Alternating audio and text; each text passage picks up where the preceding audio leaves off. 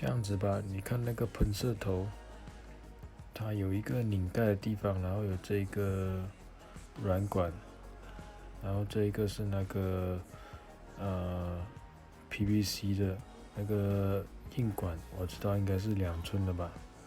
然后这个地方你可以拧的嘛，对吧？就是你可以拧下来，然后你打开来看，它里面应该是这个样子的。然后你注意看这边有没有腐蚀或者坏掉，它可能久了这个会有孔过你的那个抽真空，可能这边上来它不会这么好。